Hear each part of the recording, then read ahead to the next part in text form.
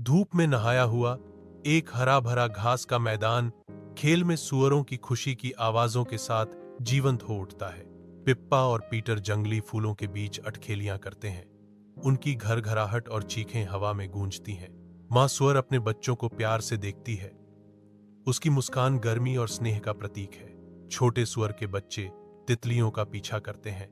उनके छोटे खुर मुश्किल से ओसदार घास को परेशान करते हैं। मां सुअर देखती है कि पिप्पा और पीटर घास में लौट रहे हैं। उनकी हंसी हवा की धुन के साथ मिल रही है। जैसे जैसे सूरज ऊपर चढ़ता है, संतोष घास के मैदान पर छा जाता है, जो दृश्य को सोने और हरे रंग में रंग देता है। सुबह की गुनगुनी रोशनी में मां सुअर अपने बच्चों को संबोधित करती है। उसकी आवाज में प्यार और दुहक का मार्मिक मिश्रण है। 3 छोटे सुअर उसके सामने बैठे हैं। उनकी बड़ी आंखें आशंका और आसन्न स्वतंत्रता के रोमांच दोनों को दर्शाती हैं। सूर्य की रोशनी खिड़की से आती है, हवा में नाचते धूल के कणों को चित्रित करती है, क्योंकि मां सुअर एक जीवन बदलने वाला संदेश देने की तैयारी करती है। एक मातृत्व स्वर के साथ जो उदासी से भरा था, मां सुअर ने घोषणा की, वह समय आ गया है कि तुम अपने घर बनाओ और दुनिया में अपना रास्ता बनाओ। तीनों छोटे सुअर एक दूसरे को देखते हैं। उनके युवा दिलों में उत्साह और आशंका का मिश्रण घूम रहा है। कमरा भावनाओं के मिश्रण से भरा है, क्योंकि तीनों छोटे सुअर जाने की तैयारी कर रहे हैं। विशाल आकाश के नीचे 3 छोटे सुअर धूप से भरी सड़क पर अपनी यात्रा शुरू करते हैं। उनकी मां को अलविदा कहते हुए उनके दिल उम्मीदों से भरे हैं। हर कदम अज्ञात में एक उद्यम है। प्रत्येक आशावादी कदम के साथ वे आगे बढ़ते हैं। उनकी आकृतियां क्षितिज के खिलाफ छोटी होती जाती हैं। सड़क उनके सामने फैली हुई है, एक घुमावदार रास्ता जो वादे और अनिश्चितता से भरा है। उनकी छोटी थूथन क्षितिज की ओर इशारा करती हैं। उनकी यात्रा अभी शुरू हो रही है। आगे की सड़क उन्हें बुलाती है, सपनों और चुनौतियों की दुनिया में एक इशारा करता हुआ मार्ग। एक व्यस्त सड़क पर पर्सी का रास्ता एक ऐसे आदमी से मिलता है जो भूसे से भरा एक वैगन खींच रहा है। पर्सी एक आशावादी स्वर में आदमी को संबोधित करता है, माफ करना महोदय। विनम्र निवेदन के साथ पर्सी पूछता है, क्या मुझे आपकी कुछ पुआल मिल सकती है? आदमी रुक जाता है। उसका वैगन भूसे से लदा हुआ है। पर्सी के अनुरोध का इंतजार कर रहा है।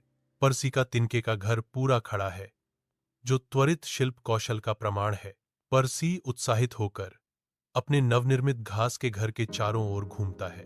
उसकी खुशी स्पष्ट है, क्योंकि वह अपने श्रम की आसानी का जश्न मनाता है। घास का घर मजबूती से बैठा है, सुरक्षा और संतोष का वादा करता है। पर्सी अपनी उपलब्धि का आनंद लेते हुए अपना नृत्य जारी रखता है। वह पल का आनंद लेता है जो मंडराते खतरे से अनजान है। धूप वाली सड़क पर पिप्पा उद्देश्य के साथ चलती है। उसकी आंखों में एक विचार चमक रहा है।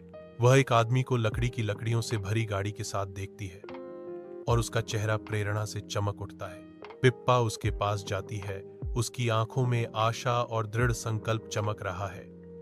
माफ करना महोदय, क्या आपको बुरा लगेगा अगर मैं उन लाठियों में से कुछ ले लूं? आदमी रुक जाता है, उसकी बात पर विचार करता है। ठीक है, मुझे लगता है कि कुछ से कोई नुकसान नहीं होगा। तुम्हें इसकी क्या जरूरत है? सपनों से चमकती आंखों से पिप्पा घोषणा करती है, मैं एक घर बनाऊंगी। आदमी पिप्पा को देखता है, उसकी महत्वाकांक्षा से हैरान। पिप्पा का छड़ी घर धूप में नहाता है।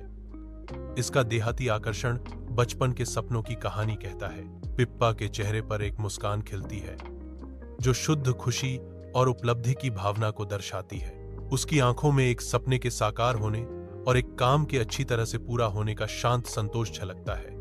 एक शांत संतोष के क्षण में पिप्पा युवा रचना की सुंदरता के प्रमाण के रूप में खड़ी है। पीटर व्यस्त सड़क पर तेजी से चलता है। एक आदमी प्रकट होता है। उसकी गाड़ी ईंटों से लदी हुई है। पीटर पास आता है।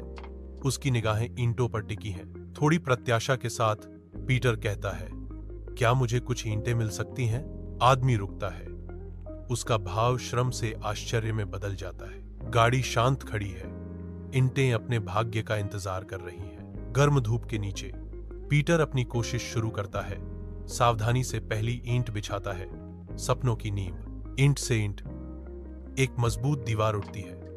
प्रत्येक प्लेसमेंट सटीक और जानबूझकर केंद्रित दृढ़ संकल्प के साथ पीटर अपना काम जारी रखता है। घर धीरे धीरे आकार ले रहा है। यह संरचना और ऊंची होती जाती है, जो पीटर के अटूट समर्पण और दृष्टिकोण का प्रमाण है। आखिरकार ईंटों का घर पूरा खड़ा है, जो पीटर की कड़ी मेहनत और लगन का प्रतीक है। एक खतरनाक छाया मंडराती है, क्योंकि भेड़िया पर्सी के पुआल के घर के पास आता है। उसकी आंखों में भूख चल रही है।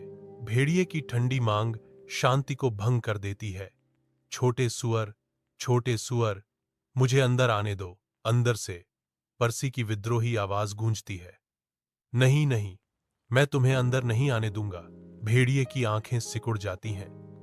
उसकी धैर्य कम होता जा रहा है, क्योंकि वह अपनी इच्छा को लागू करने की तैयारी कर रहा है। कमजोर तिनके का घर कांपता है। भेड़िए की छाया बढ़ती जा रही है, जो आसन्न खतरे का वादा कर रही है। पर्सी के नाजुक तिनके के घर के सामने भेड़िया रुक जाता है। उसकी आंखें दुर्भावनापूर्ण इरादे से चमक रही हैं। वह गहराई से सांस लेता है, अपने विनाशकारी कार्य के लिए तैयारी कर रहा है। फूस की छत कांपती है। आसन्न विनाश की एक मूक पूर्व सूचना। दुष्ट आनंद के साथ भेड़िया घोषणा करता है, तो मैं फुफकारूंगा और मैं फूंक मारूंगा और मैं तुम्हारा घर उड़ा दूंगा।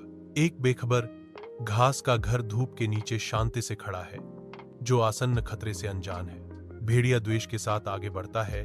उसकी छाया पिप्पा के नाजुक घर पर भयावह रूप से पड़ रही है। एक भयावह मुस्कुराहट के साथ वह अपनी मांग को पूरा करने के लिए एक पंजा उठाता है। छोटे सुअर, मुझे अंदर आने दो। फूस के घर के अंदर से पिप्पा और पर्सी का विद्रोही इनकार गूंजता है। नहीं नहीं, हम तुम्हें अंदर नहीं आने देंगे। पिप्पा के नाजुक तिनके के घर के सामने भेड़िए की भयावह मुस्कान आसन्न विनाश का संकेत देती है। वह गहरी सांस लेता है, अपनी विनाशकारी सांस छोड़ने की तैयारी कर रहा है। दुष्ट आनंद के साथ भेड़िया घोषणा करता है, तो मैं फुफकारूंगा और मैं फुफकारूंगा और मैं तुम्हारा घर उड़ा दूंगा। जैसे ही भेड़िया अपने वादे को पूरा करने की तैयारी करता है, तनाव से हवा में दरार आ जाती है और तिनके का घर प्रत्याशा में कांप रहा है। भेड़िया पीटर के मजबूत ईंट के घर के पास आता है, जो शांतिपूर्ण दिन के उजाले में एक मंडराता खतरा है। ऊपर उठे हुए पंजे से भेड़िया दृढ़ता से ठोस दरवाजे पर दस्तक देता है। उसके इरादे स्पष्ट हैं। भेड़िए की आवाज गूंजती है, छोटे सुअरों, मुझे अंदर आने दो। अंदर से पीटर, पर्सी और पिप्पा एक स्वर में जवाब देते हैं, नहीं नहीं, हम तुम्हें अंदर नहीं आने देंगे। भेड़िया फुफकारता है। उसके आसपास की हवा बढ़ती निराशा से भरी है। भेड़िए के प्रयासों के बावजूद ईंट का घर दृढ़ रहता है, जो सुरक्षा का एक अटूट प्रतीक है। पीटर के ईंट के घर के अंदर एक भेड़िया चिमनी पर बेतहाशा पंजे मारता है। उसकी आंखों में एक गंभीर दृढ़ संकल्प अंकित है। अदृश्य एक उबलता बर्तन नीचे इंतजार कर रहा है, जो एक दर्दनाक सबक देने के लिए तैयार है। भेड़िए ने एक भयानक छप से उबलते पानी में गिरकर अपनी अति आत्मविश्वास को पीड़ा में बदल दिया। आह! भेड़िए की चीख घर में गूंजती है, जो पीटर के चतुर जाल का प्रमाण है। पीटर पास खड़ा है।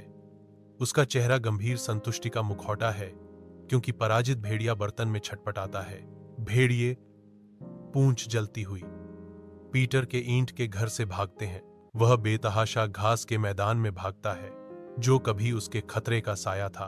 तीनों छोटे सुअर अपने मजबूत ईंट के घर में जश्न मनाते हैं। उनकी हंसी घास के मैदान में गूंजती है। तीनों छोटे सुअर जश्न मनाते हैं और पीटर के मजबूत ईंट के घर में हमेशा खुशी से रहते हैं। पीटर के ईंट के घर के अंदर सुअर सुरक्षा में आनंद लेते हैं।